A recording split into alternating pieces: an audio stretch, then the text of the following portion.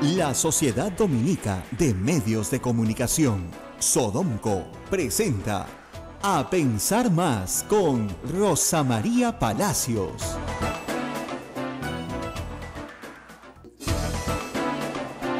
Hola, bienvenidos. Esto es A Pensar Más, Rosa María. Y bueno, estábamos escuchando al ministro del Interior en conferencia de prensa. Vamos a escucharlo un poquito más. Por favor, hay 18 denuncias penales por protestas en la huelga docente. No eran un peligro para la sociedad, que los 28 acusados de Movadef podían seguir libres mientras durara el juicio. Hoy en día enfrentamos un problema nacional muy importante. El SUTEP se ha partido en pedazos. Disputas internas al interior del sindicato magisterial han hecho que el otrora sindicato único y después el sindicato unificado de trabajadores de la educación de Perú, el poderoso SUTEP, esté partido en pedazos, donde ningún sector controla al otro, donde ninguno tiene capacidad para organizar la vida sindical.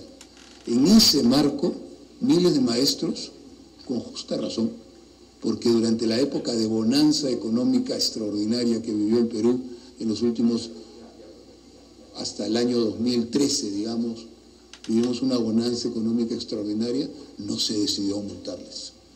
Se decidió no aumentarles a los maestros. Nosotros estamos pagando las consecuencias, los peruanos, de una decisión que no compartimos. Nosotros pensamos que los maestros debió aumentárseles el sueldo porque era muy importante, habiendo el dinero que hubo.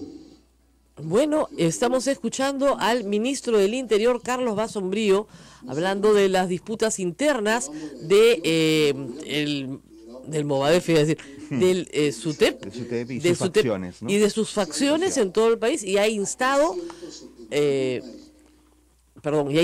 a los fiscales del Perú a que tomen las acciones legales para contribuir al desenvolvimiento, ¿no es cierto?, del orden público. El tema es el siguiente, yo quiero empezar por ahí. El presidente de la República, y lo acaba de decir también Carlos Basombrío, ha dicho que durante 10 años no han habido aumentos de sueldos a los maestros. Durante 10 años, o que prácticamente no han habido aumentos de sueldos. Bueno, desde hace varios días, el general Daniel Mora está haciendo circular un cuadro muy significativo de los aumentos de sueldos a los maestros, donde está clarísimo cuándo ha habido sueldo y cuándo no. Y eso creo que es bien interesante de compartir con ustedes. Es decir, en el quinquenio pasado, por más que el señor Basombrío y el presidente de la República estén desinformados o no quieran aceptar esa realidad porque les parezca pues desagradable, el aumento de sueldos a los maestros sí se dio. Podríamos llamar a Jaime Saavedra, que fue ministro de Educación, para que le explique al presidente cuáles fueron los aumentos de sueldo que sí se dieron en el quinquenio pasado. En el quinquenio en que no se dan aumentos de sueldo es con Alan García, es exactamente ahí. Pero luego de Alan García sí se dan. O sea, es como si el ministro Zavala, que en ese momento era ministro de Economía en el 2006, y el presidente del Consejo de Ministros, Pedro Pablo Kuczynski, se hubieran quedado en el 2006. Acá está, pero clarísimo, este cuadro se llama Índice, yo lo he retuiteado, Eduardo lo ha retuiteado, lo estamos retuiteando por todas partes, se llama Perú, Índice Salarial de los Docentes según Gobierno del año 1 al año 5. Y la curva más elevada, más alta, más grande, la que sobresale por encima de todo, son los 5 años del gobierno Humala. O sea, es que me expliquen eso. Está clarísimo. ¿Dónde se va en picada el sueldo de los maestros? En el primer gobierno de Alan García. No hay que ser un genio para saber eso. Pero en el segundo gobierno de Alan García no sube mucho, sube prácticamente nada. Y de donde se dispara, si tú ves el cuadro acá, se lo voy a presentar a Ismael, es en esta línea azul donde se dispara el sueldo del gobierno de Humala. Entonces, no es verdad que los sueldos de los maestros no han tenido incrementos en los últimos 10 años. Eso es mentira. Y si el gobierno lo repite como excusa, ¿qué dice el maestro que está en huelga? Ah, no se han dado cuenta de que los han aumentado. vamos por más, pues. Es que, ¿de qué estamos hablando? La escala salarial está clarísimo. La fuente está adaptado y actualizada por GRADE. GRADE es una organización de investigación científica, académica. Yo no creo que Pedro Pablo Kuczynski desconozca a GRADE, ni Fernando Zavala desconozca a GRADE, ni tampoco que lo desconozca el señor Basombrío. O sea, GRADE es una institución seria. El cuadro está aquí. Yo lo voy a seguir retuiteando todas las veces que sean necesarias. O sea, no pueden ser tan burros. O sea, este cuadro es clarísimo. O sea, no es que no se le haya subido a los maestros. El gobierno que más le subió a los maestros fueron en los 5 años anteriores. Es verdad que en el gobierno de Toledo, efectivamente, hubo un aumento importante. ¿Por qué? Porque los sueldos venían atrasadísimos. Pero atrasadísimos. ¿Por qué? Porque durante el gobierno de Fujimori, ahí, efectivamente, en Fujimori 1 y Fujimori 2, se mantuvieron muy atrás. ¿Por qué? Porque venían del subsuelo en el que los dejó Alan García primero. ¿Ok? Entonces, en el histórico, o sea, Velasco, ¿no es cierto? De verdad. Bastante detallado, ¿ah? En el tiempo y todo, ¿eh? Velasco está más cercano, si quieres, ¿ya?, a Humala, ¿no? Y ya Fujimori 1, que se acercó un poquito. Pero el índice más alto de aumento de sueldos de maestros ha sido en el año 5 de Ollantumala. ¿Quién era ministro? Saavedra. Pregunta, ¿alguna vez mientras el ministro Saavedra fue ministro hubo huelga de maestros? Y estuvo 3 años de ministro, no 5 meses, 3 años. ¿Alguna vez hubo huelga? No hubo huelga. ¿Por qué no lo llaman y le preguntan si fue ministro de este gobierno también hasta que lo votaron? Hasta que lo votó el fujimorismo. ¿Por qué no le llaman y le preguntan, oiga, ¿sabes qué? Disculpa, ¿no? Yo sé que estás en el Banco Mundial ocupándote de la educación planetaria, ¿no? Pero ¿podrías darnos una manito para, ¿no? ¿Cómo hacías para que no te hicieran huelga? Además, varias cosas. La semana pasada, no sé, yo escuché mal, ¿no? Pero yo escuché, se acabó la huelga, ¿no? ¿Te acuerdas que escuchamos? Sí, claro. Todos regresan a clases. No, habían arreglado con el Cusco. Entonces pensaron que como habían arreglado con el Cusco, que eran los que más tiempo estaban en huelga, entonces ya pues los invitaron a Palacio, se tomaron su foto, hicieron su tecito, ¿no? Y en ese momento habían 10 regiones en huelga. Hoy hay 18, pues. Porque dijeron, ¿qué? Van a arreglar con... ni hablar. Todos, pues. Porque acá hay un problema combinado, hay un problema de reivindicación y hay un problema de liderazgo. Ahora, para hablar del liderazgo, el señor Pedro Castillo se llama, está hoy en primera fila en la foto del diario El Comercio, es el que sale con el puño en alto gritando. La pregunta es, señora, de repente usted no ve la foto, pero si la ve, mírela bien y pregúntese, ¿qué debería enseñarle este señor a su hijo? Educación física, matemáticas, no sé. Yo lo veo en esa actitud y no me gustaría que le enseñe nada.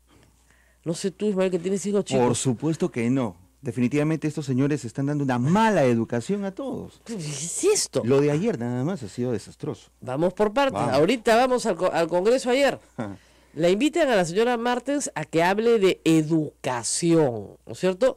¿Qué implica la educación entre otras cosas? No solamente el conocimiento de ciertas materias, ¿no es cierto?, sino guardar ciertas formas, porque las formas son justamente parte de la buena educación. Mientras la señora hablaba, pegaban de alaridos, no se escuchaba lo que ella decía. ¿Y por quiénes pegaban de alaridos? Un piquete, entre los cuales se encontraban estos señores, ilustres invitados de la congresista Marisa Glave, del congresista Rosas, que se agarró a golpes con la policía para que no se llevaran detenido a una persona que no podía estar delante de la avenida Bancay.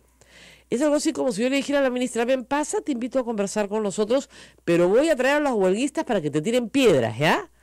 Entonces, miren, si yo hubiera sido la ministra, me paraba y decía, es imposible continuar hablando porque lo que yo digo no se está escuchando eso. debido a los gritos de las personas invitadas, los señores congresistas.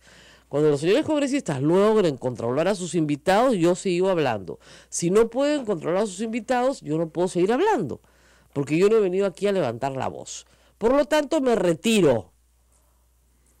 Y se quedó sentada, y hablaba, y sacaba sus cuadritos, Nadie la estaba escuchando. A esos que pegaban de alaridos no les interesaba escucharla. No les interesaba un pepino lo que la ministra dijera, porque ellos lo que querían es esto, lo que les daba el comercio, salir en la primera plana de los periódicos hoy. Decir, el dirigente soy yo, no el del Comité Ejecutivo Nacional de SUTEP. Yo mando, yo soy, yo mismo soy. Yo rompo más, yo pateo más, yo me tiro al piso. Se tiraron al piso en el Congreso. Sí. Se revolcaban por el piso para que la policía no los saque.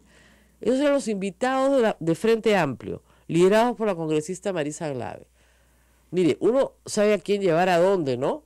Pero si tienes un invitado que pega de alaridos en un sitio donde tienes que escuchar, porque se supone que la han invitado a la señora ministra para escucharla, ¿no? Porque si no la han invitado para escucharla, ¿para qué la invitan? Pésimo manejo de todos, del Congreso, del Ejecutivo, un desastre. Y el presidente hoy, claro, invoca a los docentes, regresen a sus clases, con cierta firmeza hay que decir el mensaje, ¿no? Sí, pero no van a decir, no, pues, no nos da la gana de regresar a nuestras clases, ¿cuál es el problema? Que nos paguen 4.000 soles, no, regresamos a la OIT. Ya les han dicho, les damos 2.000 soles en diciembre, no nos da la gana. Entonces que les descuenten, pues, maldición, China, como ofrecieron que iban a hacer, ¿no es cierto?, a partir de lunes. ¿Les han descontado? No. ¡No! No, yo ayer lo decía en un programa que voy a tener que repetir hoy.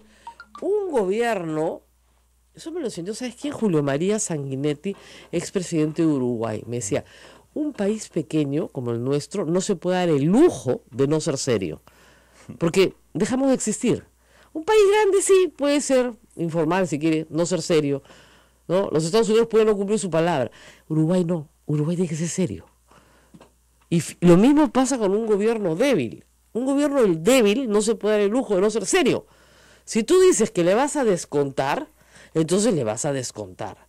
No puede ser que la ministra de Educación diga que va a conversar con 2 representantes por cada región, escogidos por los parlamentarios. O sea, la representación del gremio magisterial es decidida por el Parlamento Nacional. ¿Es el Parlamento Nacional el empleador de los maestros del Perú? Por lo tanto, el seleccionador de sus representantes. O sea, ¿a qué hora nos perdimos? Yo ya no entiendo nada. Y además con el filtro nuestro, de hecho, claro, porque lo que está diciendo el ministro del Interior es que son terroristas. No todos, ¿no es cierto? Pero que hay personas infiltradas, y lo ha hecho el presidente también, de movimientos radicales violentistas, ¿ya? ¿Cómo quieren que se los ponga? ¿No es cierto? Entonces, o pónganse de acuerdo, o sí son, o no son. Si no son, entonces que los reciban. Si sí son... Ahora, acá hay otro problema más complicado aún, porque si ya no va a haber sindicato único nacional, o sindicato unitario de trabajadores de la educación peruana, ya no va a haber, y hay que lidiar con 25 regiones, entonces los que tienen que lidiar con esas huelgas son los presidentes regionales, porque ellos les descentralizaron la economía, la educación. Ellos son los que tienen que lidiar con el problema. Ayer han vuelto a paralizar carreteras, hay una lista larga en la República, en Puno, en Ancash, en todo el Perú, en todo el Perú. Entonces, por el amor de Dios, ¿de qué estamos hablando? Acá lo que tenemos en el SUTEP es lo que está pasando en toda la izquierda peruana y lo que está pasando en todos los niveles de representación en el Perú. Era inevitable que pasara también, ¿no es cierto? La unidad en el magisterio, en la conducción del magisterio se rompe. Bueno, ok. Ya. ¿Y cuál es la respuesta del gobierno? ¿No? Salir a decir que en 10 años no había aumentos. O sea, que su ministro Saavedra, cuando fue ministro en el gobierno anterior, no hizo aumentos. Pucha, qué feo, ¿ah? Yo de Saavedra no les contesto ni el teléfono ni para darles el consejo, ¿ah? Cuando sí se lo subió, sí hubo aumentos. hemos despreciado, como ha dicho el ministro de los años de bonanza se han desperdiciado y no ha habido ningún aumento. No, Alan García fue el que no aumentó. Chang no aumentó. El que aumentó fue el gobierno de Humala. Y las cifras son clarísimas. Que llamen a quien quieran, a los más liberales de todo, al IPE, ¿ya? A Grade, o sea, estamos hablando a la Universidad del Pacífico, ¿ya? Al INEI, a quien quieran. Están hablando sonceras, por Dios. Entonces, no pues, acá me dicen que el congresista Flores es headhunter de dirigentes magisteriales. Parece que ahora sí, pues.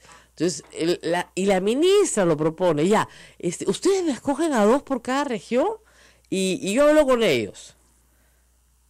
¿Qué es lo que quieren estas personas? Reconocimiento de sus bases. Que hagan un esquema democrático, pues que voten a la antigua, un militante, un voto, y elijan a sus dirigencias. Y que su proceso interno no los lleve a una huelga. Lo que pasa es que en las democracias, entre comillas, autoritarias, que manejan los sindicatos tradicionales peruanos, no hay pues democracia interna. Se imponen por la fuerza, ¿no es cierto?, de los que más gritan, de los que más chillan, de los que más roncan, de los que más movilizan, etcétera. Entonces, bueno, eso es lo que quieren tomar. ¿Y qué cosa hay de gracia por ser dirigente sindical? ¿Ah? Pues ustedes dirán, oye, pero ¿por qué tanta pelea por ser dirigente sindical? Bueno, hay una cosa linda que se llama licencia sindical, por la cual el Estado te paga por no trabajar y dedicarte a ser sindicalista. Mira la cara de Ismael. No, sí, es cierto. Yo quiero tener la licencia sindical de Radio Santa Rosa, pero Eduardo me la quita en una, o sea, no me dejaría claro. Entonces, sí, pues, es increíble, ¿no? Es increíble lo que estamos viendo. Marisa Glave metiendo por la puerta a los que están pegando de alaridos y no dejan hablar. O sea, cuando ella habla, le gusta que le escuchen, ¿no es cierto? Bueno, a la ministra me imagino que también. Ahora, se quedó sentadita, ¿no es cierto? Y la otra cosa que quieren, como obviamente, como magia, es tirarse abajo la ley de carrera magisterial. Y la ley de carrera magisterial es la única reforma importante que se ha hecho sobre educación en los últimos 10 años. ¿Justamente para qué? Para que asciendas por mérito y no por antigüedad. O sea, ¿cómo era antes? Tú te sentabas en la carpeta, calentabas el asiento, pasaban 3 años, aumento, pasaban 5 años, pasaban 10 años, pasaban 30 años, y automáticamente, seas bueno, malo, pésimo, regular, tenías tu aumento. Porque era por antigüedad. Acá no, acá una persona joven que tiene 2 maestrías, que ha hecho hiperméritos, que ha pasado muy bien sus evaluaciones, puede tener tan buen sueldo y estar en una mejor categoría que una persona que tiene 30 años en el servicio y que no se ha esmerado en lo más mínimo por salir adelante. Eso, para un comunista, es blasfemia. Blasfemia, que por méritos, ni hablar. ¿No es cierto? Entonces, sí pues, ni hablar. Increíble. Y por supuesto, olvídate de la rotación de directores y todo lo demás, ¿no? Es increíble lo que estamos viendo. A mí lo que me parece es que tú no puedes odiar tanto al gobierno anterior como para no darte cuenta que su ministro de Educación fue tu ministro de Educación, y no darte cuenta que la reforma que se hizo fue la reforma que continúa, y no darte cuenta que ese ministro nunca tuvo una huelga y tú sí, y meterte a criticarlo. Porque esta es una crítica abierta a Saavedra, al que el presidente entregó.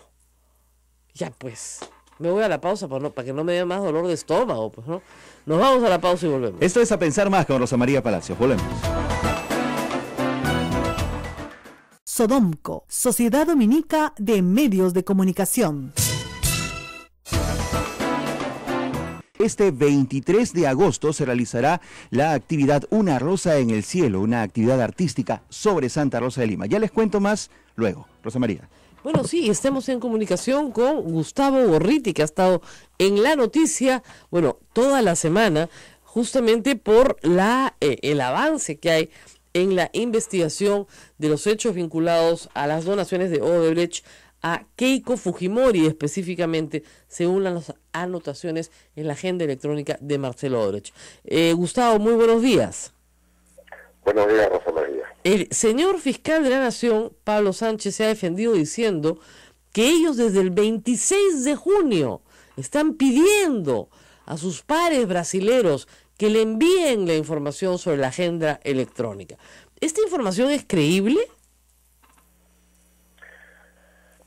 No, puede ser de que haya el pedido de que hagan una llamada, que Peña Cabrera haga una llamada, algo por el estilo, pero lo que no resulta creíble es de que en un contexto en el que ellos tienen los canales abiertos de comunicación con las autoridades brasileñas, en la que por cualquier cosa se viaja a Brasil, se tiene una gran fluidez operativa, de que si es que había real interés, eso en el plazo de 2, 3 días o una semana no hubiera quedado claro.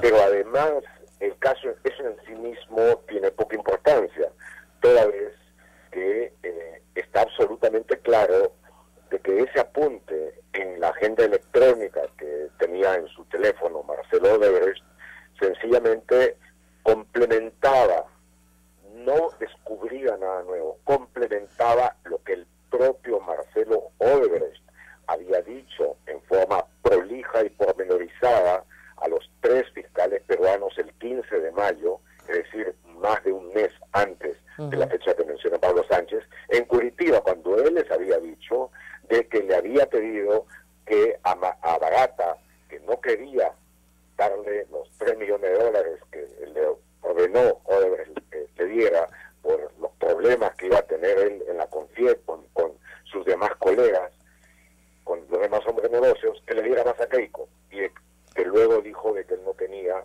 ninguna duda de que se había contribuido con la campaña de ella, probablemente con la de la RAE. Eso. Ahora, la gente se pregunta, ¿no? ¿Por qué IDB Reporteros tiene el documento completo, ¿no es cierto?, que supuestamente van a mandar de Brasil y que supuestamente piden desde hace 2 meses y no lo tiene la Fiscalía peruana? Están mandando el documento a pie, en burro, ya hubiera llegado en burro, digamos, ¿no? ¿Por qué ustedes lo tienen y la Fiscalía dice no tenerlo? Bueno, digamos que las comunicaciones transamazónicas pueden hacerse hasta en Manguaré, pero nosotros cubrimos el tema desde que empezó y lo hemos cubierto en forma sistemática y sobre todo muy en serio. Es decir, llevamos haciéndolo el tema mismo de Lavallato desde 2015, el tema de la corrupción de las empresas brasileñas en Perú desde 2010. Entonces, tenemos fuentes, hemos desarrollado fuentes, tenemos además la manera de conseguir documentación en un proceso en el que en Brasil, a diferencia de lo que ha habido acá en el Perú, gracias a la dirección muy ilustrada del juez Sergio Moro, se ha hecho público casi todo desde el comienzo. Porque ellos se dieron cuenta que la única manera de una lucha anticorrupción eficiente en un país tanto más corrupto que el nuestro, como era el caso de Brasil, la única forma en que un puñado de jueces, fiscales y policías federales podían enfrentar eso era con el conocimiento, el respaldo de la opinión pública. De manera de que casi cada paso que no era necesariamente secreto por seguridad de las personas o procesal, era puesto inmediatamente en conocimiento del público, subido a la internet. De forma tal de que cualquier persona realmente seria que hubiera buscado estar bien informada sobre esto, hubiera tenido casi todo lo que necesitaba. Y luego, estando en relación con los fiscales brasileños, los de la Fuerza de Tarea y algunos otros más en Sao Paulo y Brasilia, que están realmente dedicados al tema, hubieran podido conseguirlo en forma muy rápida, como lo consiguieron, repito, el 15 de mayo en Curitiba. Esto que habló Marcelo Odebrecht fue básicamente en el contexto de la diligencia que dirigió el fiscal brasileño Orlando Martello.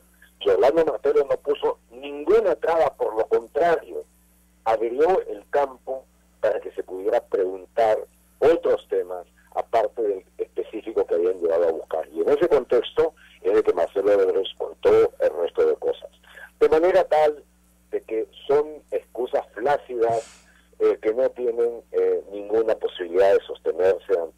pluralismo de pensamiento y de escrutinio crítico. Claro, pero entonces, Gustavo, ¿cómo nos explicamos lo que está pasando? O sea, yo no puedo creer pues que no haya un DHL, pues, un sistema certificado, ¿no? Que llegue de fiscalía a fiscalía. O sea, no entiendo qué es lo que está pasando. ¿Tú tienes alguna explicación? Bueno, Rosa María, creo que entendemos. Entendemos. Estoy usando un recurso retórico para atraer la atención del público. Sí, si no hay una decisión de hacer ese tipo de cosas, además tú sabes perfectamente que entre dos fiscalías, entre dos instituciones que están en comunicación, puede haber un conjunto de aspectos formales que tomarán 2 días, 3 días o no más.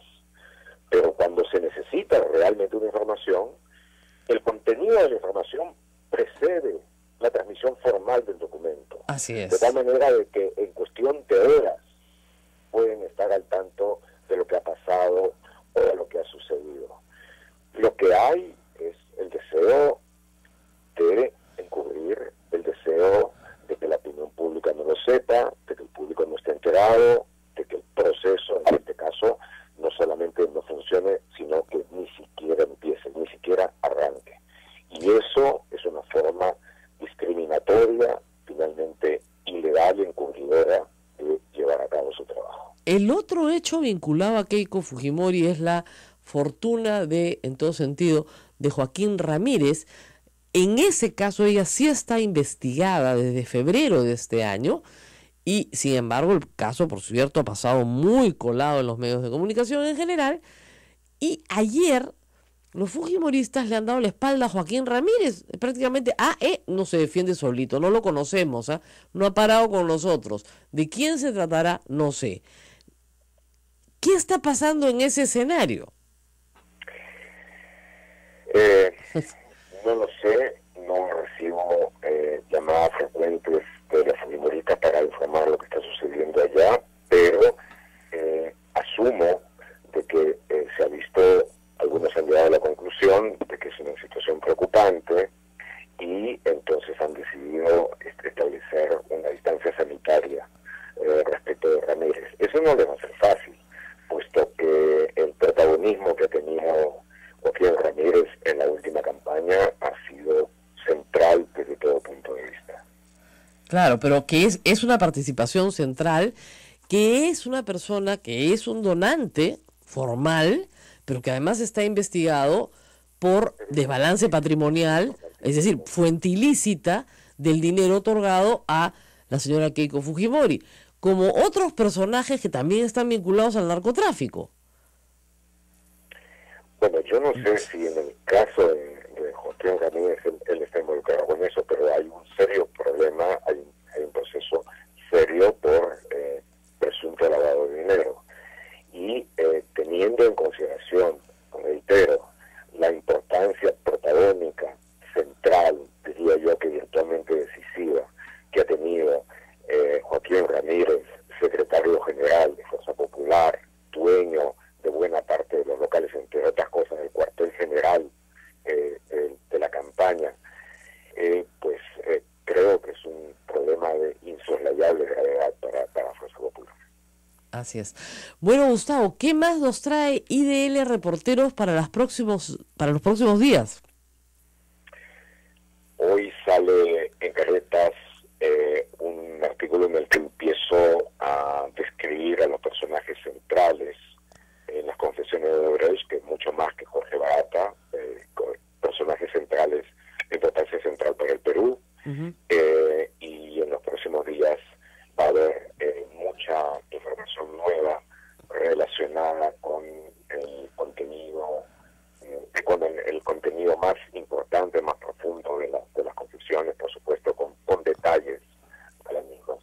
Y también vamos a poder hacer un estimado de las coimas reales que habría pagado Odebrecht, y vamos a poder definir cuánto se ha dicho y cuánto se ha omitido, sobre todo en la confesión de Barata, en especial sobre un quinquenio, el de 2006. El quinquenio aprista milagroso, ¿no? Donde prácticamente no hubo como coimas, una cosa rarísima. Donde más obra se hace, pero no. Atraparon una bandita en el MTC, que bueno, no, poca cosa, unos muchachos que tienen plata en Andorra y nunca han tocado la plata, rarísimo. Pero hasta ahí nomás.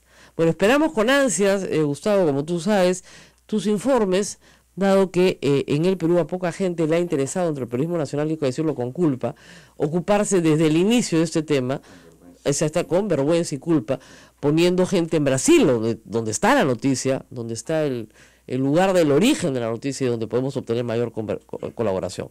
Gracias, Gustavo. Entonces, a leer caretas hoy día y, por supuesto, a seguir vigilantes la página de IDL Reporteros. Gracias por estar con nosotros. Muchas gracias, José María. Hasta luego. Y nosotros vamos a la pausa y regresamos de nuevo con todo lo que usted quiere saber sobre el chongazo de los maestros. ¡Qué barbaridad! Los comentarios que están haciendo a través de las redes sociales que están muy interesantes. Volvemos Miren, con eso. ya la ministra ayer ha reconocido que son 63% de docentes en huelga. Hace 2 semanas decían que eran el 20%. Ahora la cifra, se volteó, ¿ya? Luego le dijo al señor Pedro Castillo hace 2 semanas que era del CONARE, o sea, Movadef. Ahora se quiere reunir con él. ¿Saben qué? No, necesitan psiquiatra, no necesitan asesor. Vamos a la pausa y volvemos. Esto es A Pensar Más con Rosa María Palacios. Sodomco, Sociedad Dominica de Medios de Comunicación.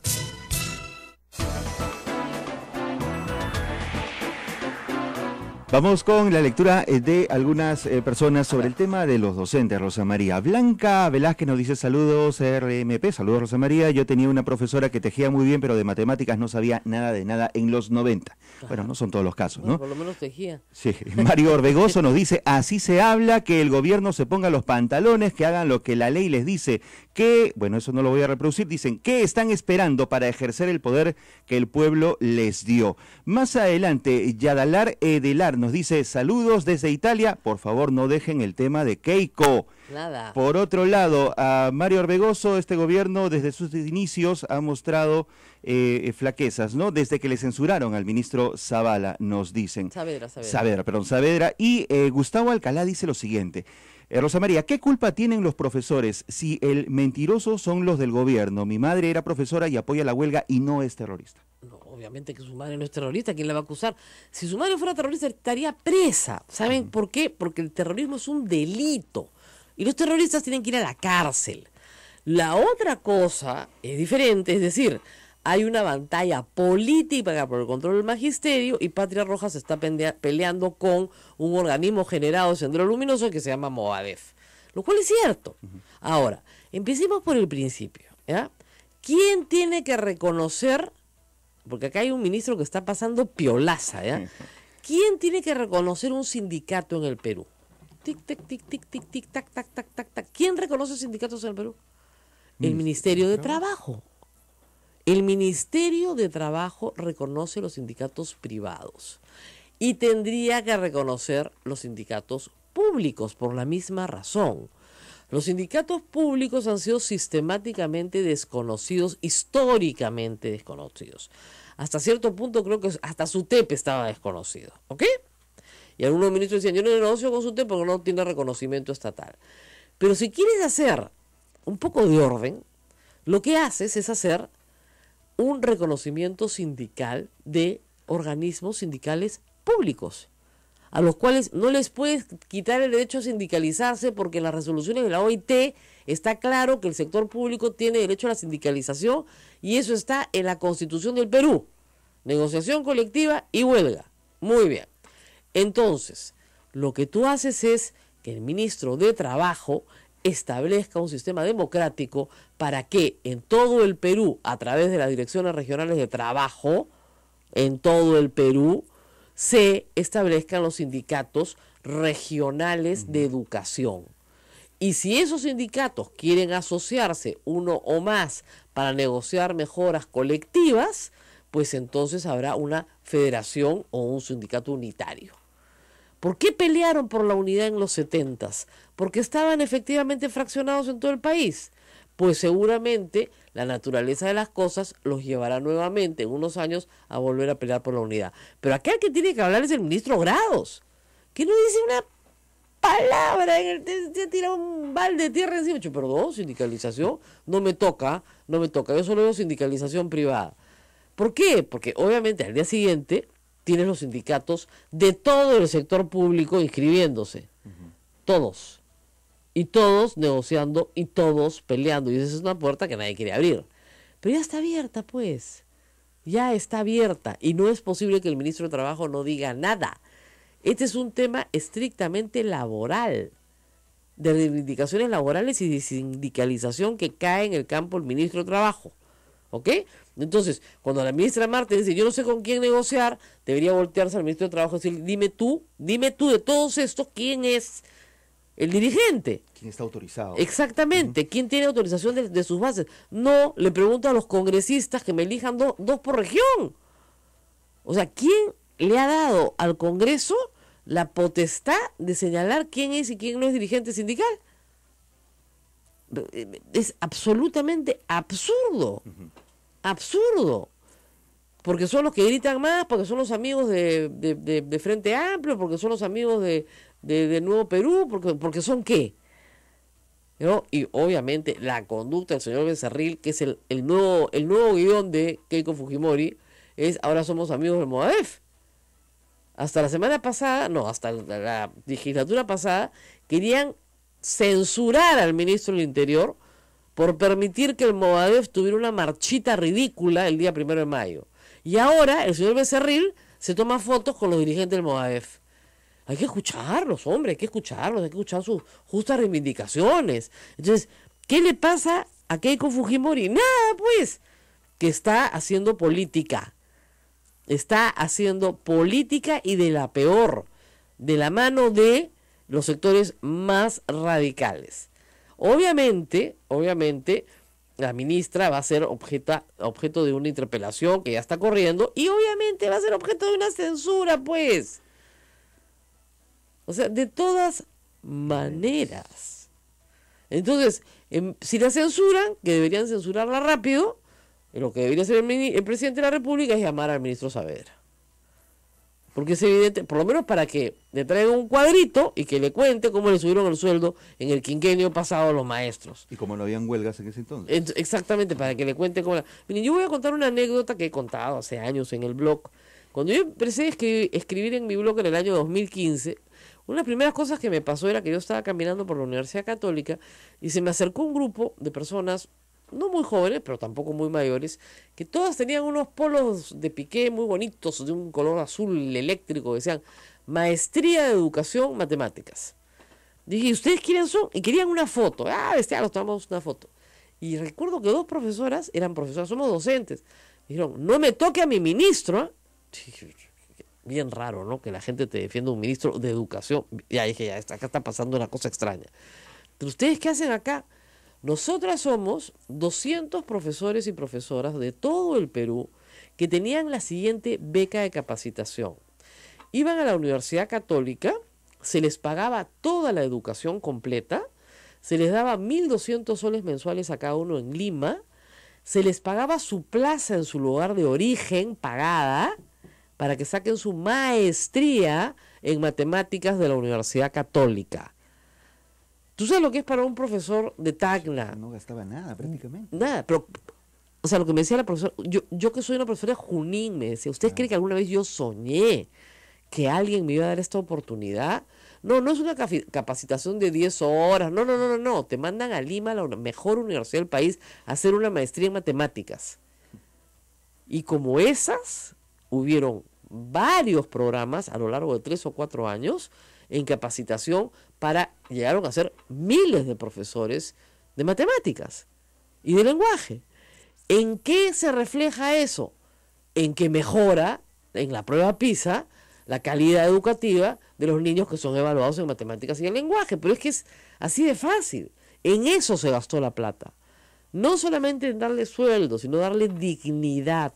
Porque hace 30 años, y tú eres hijo de profesores, Ismael, un profesor era un hombre respetado en su comunidad. Era un maestro. Exactamente, era una persona a la cual tú te acercabas a pedirle consejo.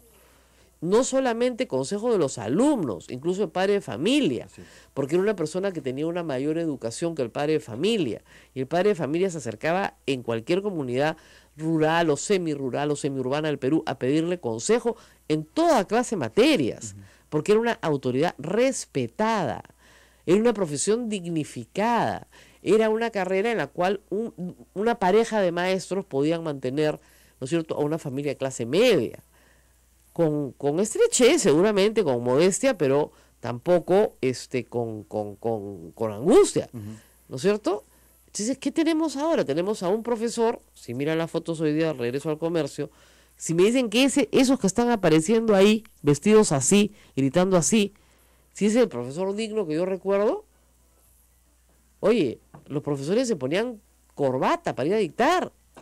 O sea, tenían una actitud de su dignidad, no importa su ternito viejo, pero iban bien presentados. Igual las profesoras. O sea, no estamos hablando de... Y hacían honor al traje que llevaban. Exactamente, pues. Era lo más importante. Exactamente. ¿No? Entonces, ¿cuándo se perdió eso? En los 80, probablemente. No que yo le eche la culpa a todo Alan García, ya, pero su primer gobierno fue tan catastrófico. ¿Por qué? Porque además Mercedes Cabanías abrió la puerta a miles de personas con quinto y media, no me dejan mentir todos acá que han sido docentes, que no tenían ninguna preparación y que con quinto y media nomás entraban a la carrera magisterial. No solamente eso, les regaló 5 años de cédula viva a todo el mundo. Entonces, hasta el año 80 tenía cédula viva. Esa fue la gran reforma educativa de Alan García, primera etapa, y destrozarle el sueldo a los maestros. Entonces, alejó de la carrera magisterial a miles de personas e incorporó a la carrera magisterial a jóvenes con quinto y medio, que los dejó en la carrera y los incorporó en la carrera y los nombró en la carrera por años. Y de los cuales esos que entraron entre el 85 y el 90 hasta ahora no se van, siguen ahí. No se han ido que se van a ir, si siquiera tuvieron que estudiar. Entonces ahora, cuando tú tienes una reforma que les pide título, una reforma que les pide capacitación, una reforma que ven que sus compañeros sí postulan una maestría y consiguen un plazo y consiguen un tiempo para poder capacitarse, ¿no es cierto? No quieren, pues. Esa es la herencia, ese es el legado de la destrucción de la carrera pública en el Perú. Y por supuesto la reivindicación siempre fue económica, porque era obvio, ¿no es cierto?, que la reivindicación tenía que ser económica del piso en el que venía el maestro. O sea, los maestros peruanos en algunos momentos han sido los peores pagados de Latinoamérica. Así es. Varias veces, ¿ah? Chile invierte en educación 3 veces lo que invierte el Perú. Ahora, claro, podríamos invertir 3 veces más en educación si es que todos los peruanos pagáramos impuestos. Para empezar, acaba de pasarme Farid Matuco un cuadro sobre cuánta presión tributaria necesitaríamos para tener la educación que tiene pues Suiza, o Suecia, o cualquier país escandinavio. Entonces tendríamos que triplicar la presión tributaria. Fácil, Rosa María, hagamos cuentas, ¿no? Si tendremos que pagar impuestos para mejorar la educación, para mejorar la salud en el país, entonces estaríamos ahorrándonos mucho dinero en instituciones particulares. Por ejemplo, digo claro, yo no tengo ningún tú y yo no tenemos ningún problema en mandar a la escuela pública a nuestros hijos si es una buena escuela pública. Pagamos impuestos. ¿Ya? Yo ya pago bastante impuesto. O sea, yo trabajo, no les miento, 4 meses al año para el Estado peruano, porque yo soy de las taradas, pues, ¿no? Claro, que pagamos impuestos. Pero la gran mayoría de los que me escuchan están doblando de la risa y dicen, pobrecita, ¿no? Como dicen con Alan García, él sí la supo hacer. Ya, ustedes seguramente la saben hacer y yo no. Pero eso también es otro problema. La única forma en que mejoren los servicios sociales en el Perú es que haya más ingresos para poderlos pagar. ¿Y de dónde sale la plata? De un solo lugar. Uno solo. El bolsillo del contribuyente, de nadie más. Nadie más. Entonces, si nadie va a pagar impuestos en este país, o solo lo van a hacer las 50 pricos, o sea, son los pricos, ¿no? Los principales contribuyentes, entonces simplemente no hay forma. No hay forma, esa es la madre del cordero. Ahora, todo lo demás que les hemos contado, también es verdad. También es verdad que el gobierno lo está manejando pésimo. Pero mal no. Pésimo. Regresamos, ¿no? Me piden una pausa. Una pausa, volvemos con lo último de esta edición.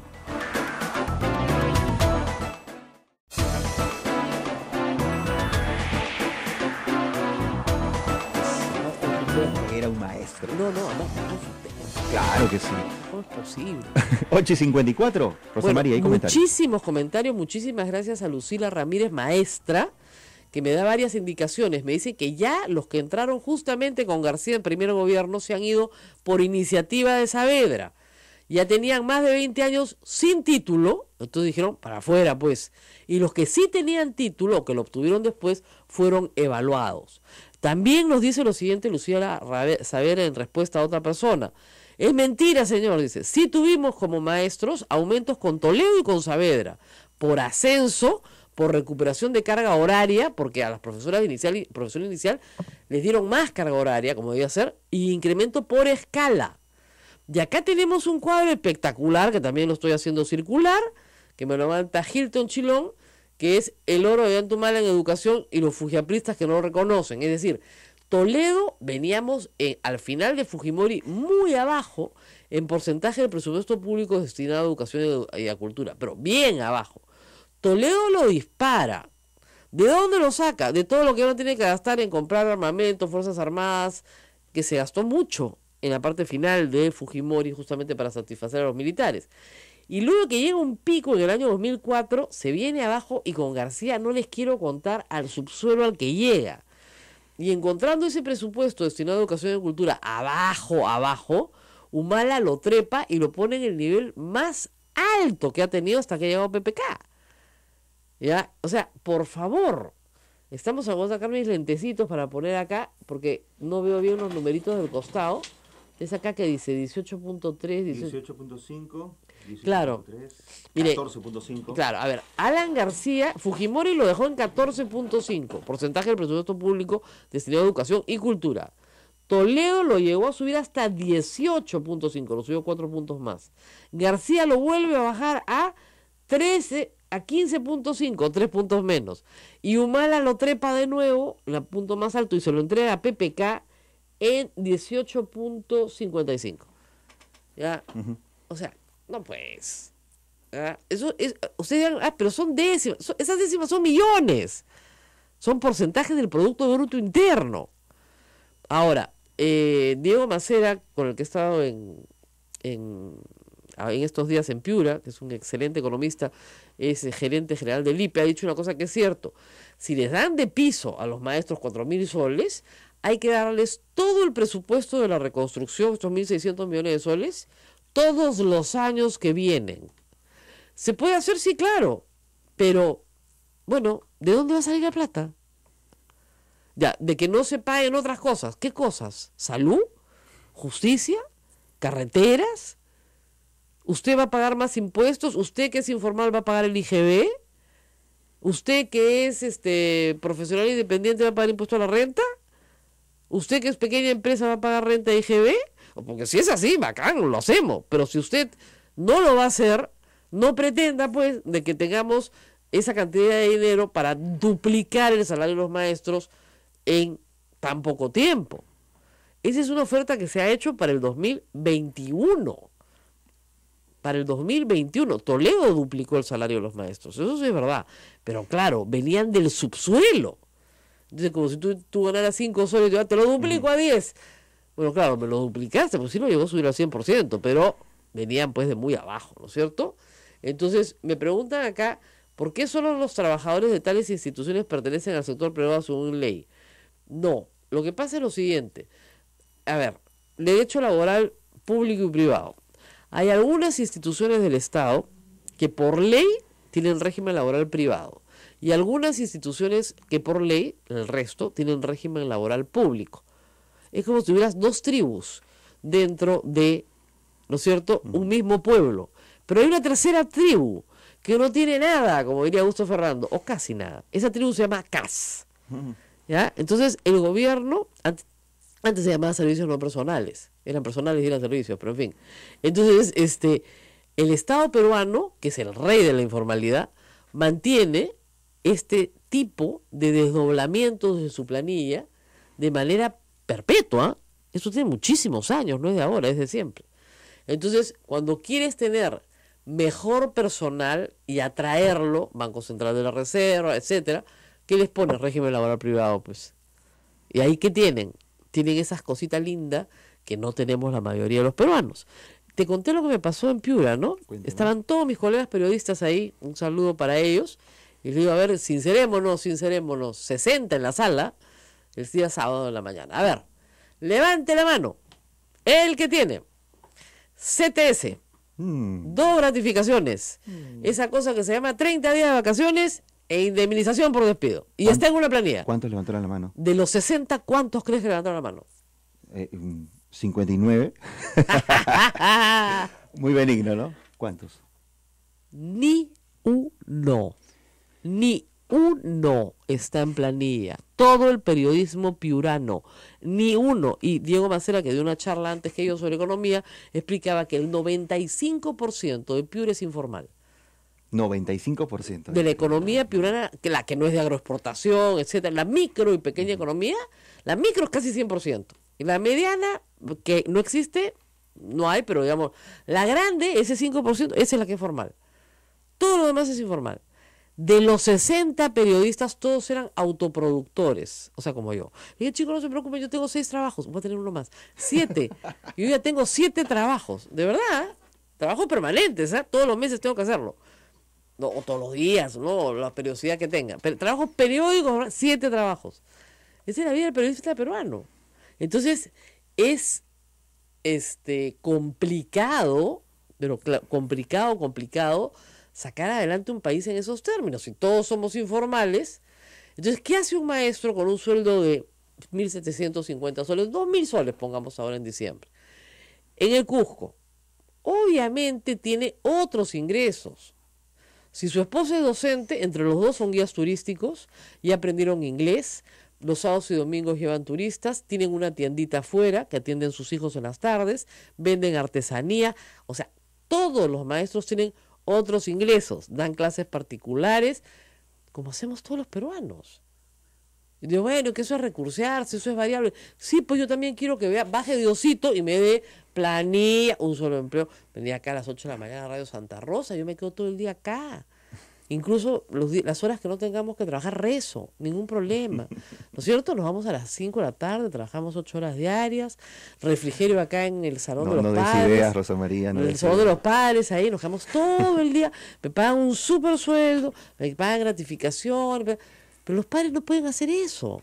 No pueden, pues, porque quebramos, no nos alcanza ni con la rifa. Entonces, ahí viene lo que es el realismo, ¿no es cierto? Es obvio que hay un grupo de maestros que no quiere ser evaluado.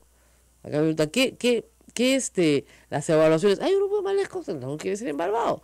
Unos porque serán muy ansiosos y otros porque saben que no pasan la evaluación. Ahora, claro, si sometemos a la misma evaluación a nuestros congresistas, tampoco pasan, ¿no? Hay una caricatura muy buena donde un maestro se está acercando a la policía de Andrés hoy día, ¿no? En Eder y en el comercio. Y dice, queremos ir a hablar con somos maestros, queremos ir al Congreso. Y el policía le dice, no, maestro, ahí ya no se puede enseñar nada. Llegan tarde, ahí ya no. En fin, bueno, nos tenemos que ir, pero gracias a Lucila Ramírez por todos los comentarios que ha hecho durante este programa. Gracias por participar, nos han dado muchas cosas. Jorge Rodríguez nos dice, amarrar la UIT para pagos de planilla sería un craso, en mayúsculas, error, a no ser que después se baje la UIT al 50%. El señor Rodríguez tiene toda la razón, eso no se hace, pero en fin. Entonces, no hay que desmantelar una reforma que iba caminando poco a poco. Si el gobierno no sabe qué hacer, llamen a alguien que sí sabe qué hacer, llamen a Saavedra, por el amor de Dios, ¿ya? Y que el Congreso se deje de tonterías y no lo vuelva a censurar, que tenían un buen ministro. Las imágenes de ayer de la sala del hemiciclo Raúl Porras Barnechea, donde estaba la ministra Martens, son un verdadero circo, ¿no? Hay miles de papeles, gente que grita, congresistas, la han criticado, la han insultado. Yo de día me paraba y me iba en el acto. Una cosa es que te fiscalice el Congreso y otra cosa es que te contraten una portátil para que te grite mientras tú estás hablando. No hay derecho. A eso no hay ningún derecho. Nos tenemos que retirar. Nos vamos hasta mañana. Pero volvemos, Volvemos, no se preocupen, volvemos mañana. Cuídense mucho, hasta mañana. Hasta aquí, A Pensar Más con Rosa María Palacios. Este programa fue producido por la Sociedad Dominica de Medios de Comunicación, Sodomco.